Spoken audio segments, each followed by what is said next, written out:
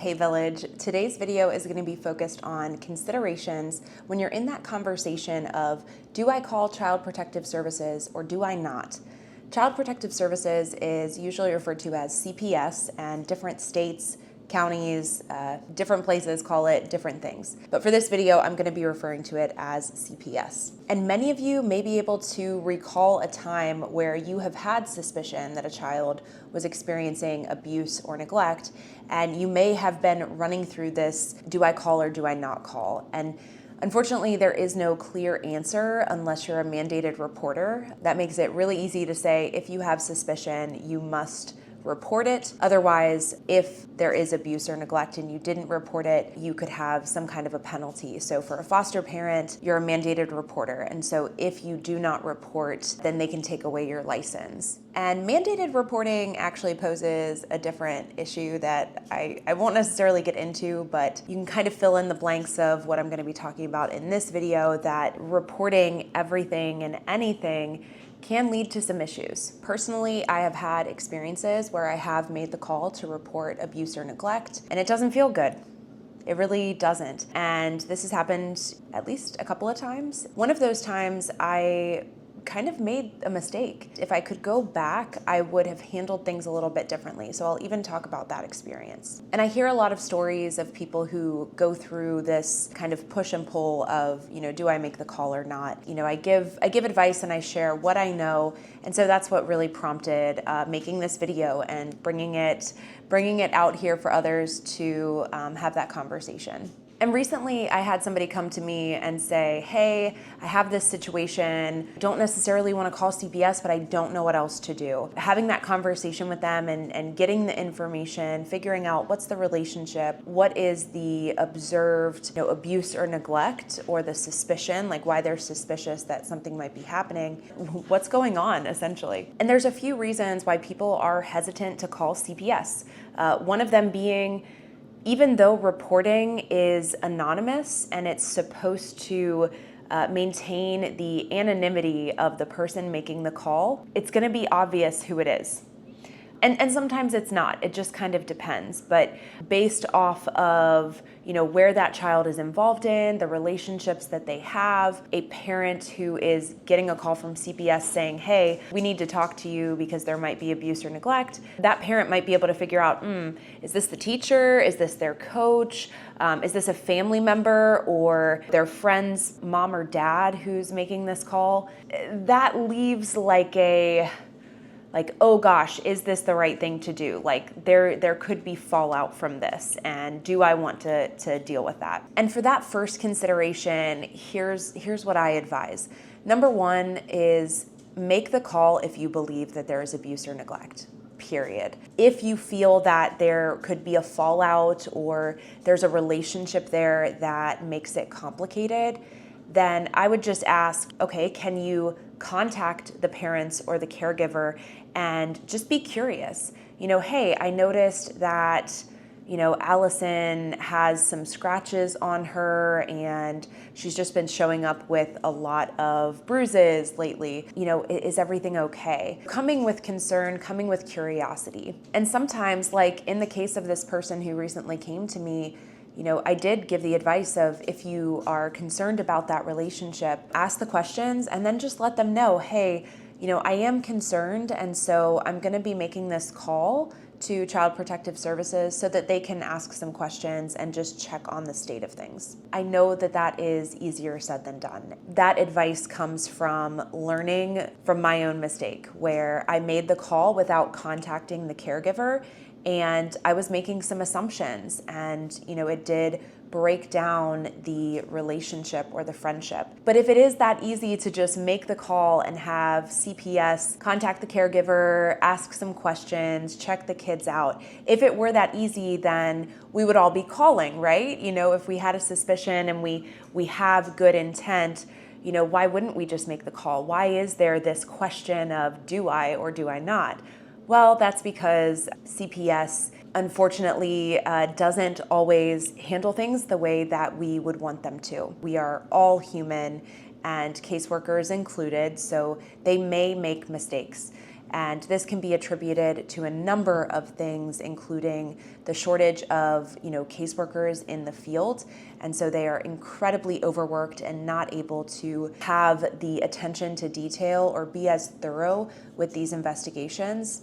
And that's just the reality. It's something that we really should be focused on resolving in this field. But because of it, there could be a call that comes in that leads to a removal of children from a home when there could have been an alternative solution. Another way to say this is that disruption can often occur when we don't necessarily feel like it's necessary.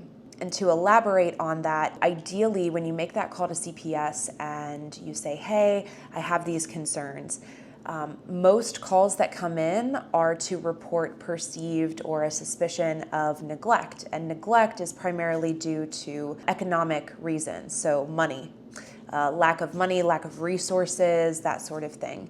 Ideally, that call to CPS, if it uncovers that the family is in need of support, they need childcare because, maybe their 9-year-old is left alone and someone views that as neglectful, but mom is a single mom or dad is a single dad and he's got to work and he can't come home in order to be with his kids right after they get off the bus. It could be something as easy as, childcare, or, hey, do you need a place to stay because you're leaving an abusive relationship and you need a hotel for a week while you figure out some shelters that we can connect you with. So really kind of CPS is ideally bringing in those services to maintain the family and to support the family in being safe and strong. But again, because of the shortage of resources throughout the system, that doesn't always happen. And so when you make that call to CPS, unfortunately, there is a risk that the family is going to be disrupted when there could be another way.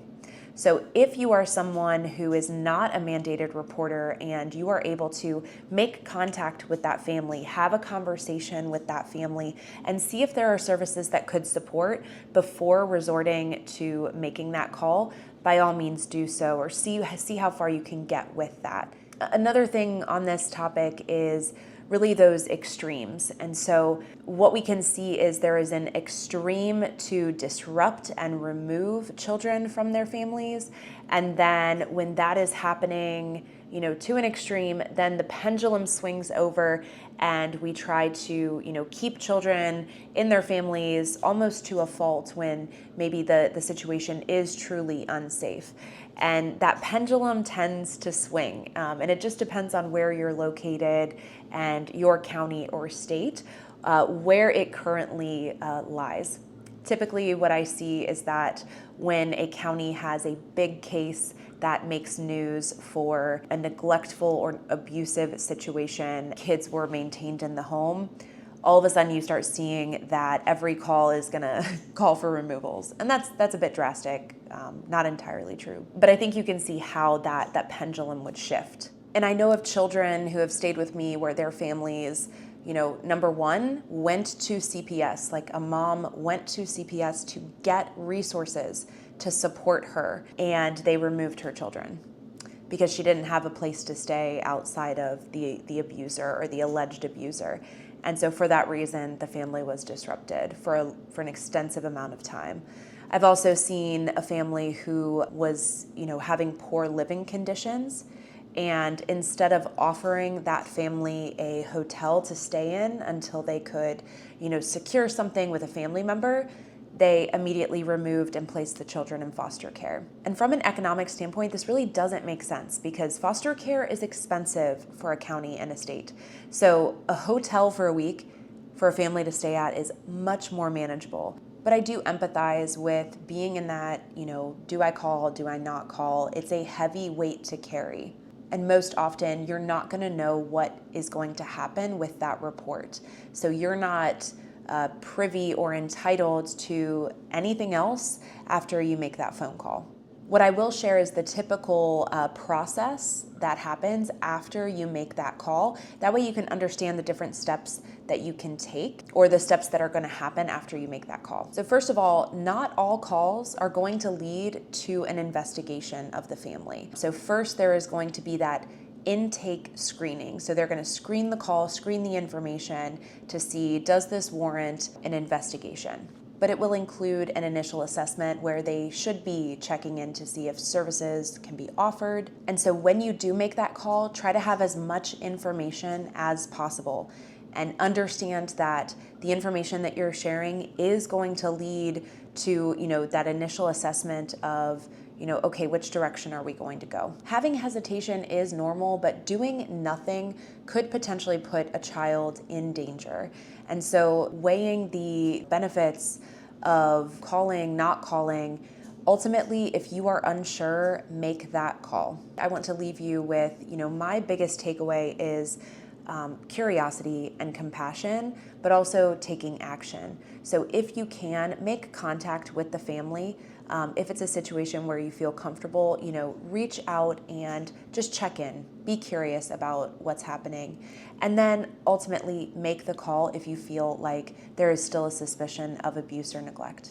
I encourage all of you, share in the comments what your experiences have been. Please do so in a way that is going to be forwarding to others. We're not here to share details of people's personal situations. Those comments always will end up getting deleted. But just share, what was an experience that you had that you learned from, what you've done in a similar situation, or any considerations that I may not have mentioned here.